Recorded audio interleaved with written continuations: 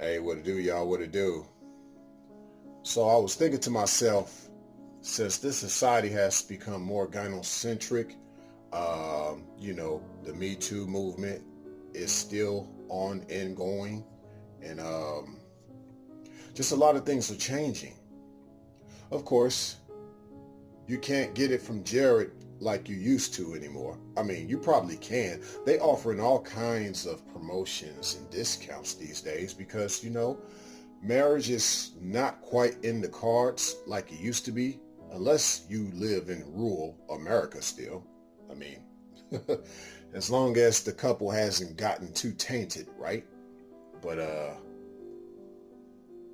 but as a whole, especially here in the United States, and I'm pretty sure in Australia too. I heard Australia actually is the worst in regards to the Me Too movement. But here nor there. But let's just say this: does an engagement ring really matter this day and age?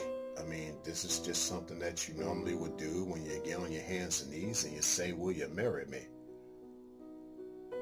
As a side note, the way proposals were and the way they should be, it's not for the man to get on his hand and knee.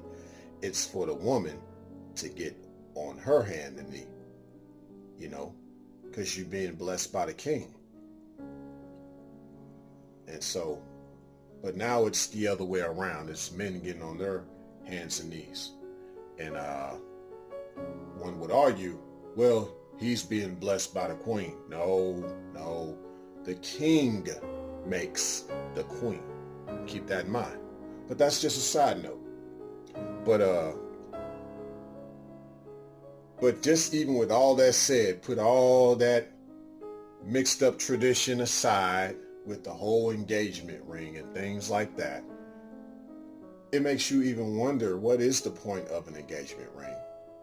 Especially when you fear marriage. I mean, when you know you're going to jump out an airplane without a parachute, will you still do it? Well, that's what marriage has to become these days. And one can argue that marriage has always been that way, but a lot of people just didn't know about it until it was too late, unfortunately. Some that made it through were just lucky enough to get through it. Have you ever thought about that? So, but what if I were to tell you that a promise ring is actually more effective than a wedding ring? And so, necklaces are very good too. I use necklaces personally for like a anniversary gift. That's how I would do that. And you can always, I mean, what woman doesn't like a collection of necklaces that represent every anniversary of y'all knowing each other? This has nothing to do with a marriage. This just you and her just really like, yo, we've been doing this for a minute, you know? And that's what that is a symbol of. And so get about 5 to 6 necklaces. There you go. Keep that in mind. But this promise ring, instead of the engagement ring, I think represents a great promise. It represents a person not wanting to break that promise. But you put a wedding ring, an engagement ring on that person, guess what? They're always breaking marriages up. They're always breaking up engagements up. The beauty of a promise ring is that no matter what happens, we always got a certain promise. And I think overall, promises never get broken when you really mean it. You know what I'm saying?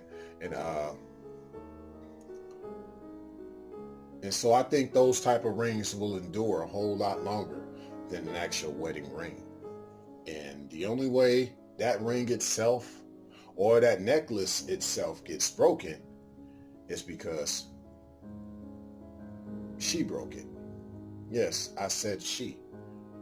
Because I feel if a man loves, he'll always mean it. He'll never break his promise that y'all made to stick it out and to have a bond with each other. Now, the problem is when people get married, both people haven't established a pair bond. And more than likely, the man is with a woman who's not a real woman. And therefore, she has not even pair bonded. She's going off this idea of what she thinks compatibility is, just based on how she feels. And she really felt some type of way when you gave her that engagement ring. Matter of fact, she wouldn't have felt anything for you had that engagement ring not been over a couple of $1,000s. And I know I kind of mixed up when I said that. I didn't mean to sound like I said bent over, but I meant just bent over. Had that ring not been over a few $1,000s. But if you think about it, a man literally had to bend over to make sure the cost of that ring was over a couple $1,000s. Yeah.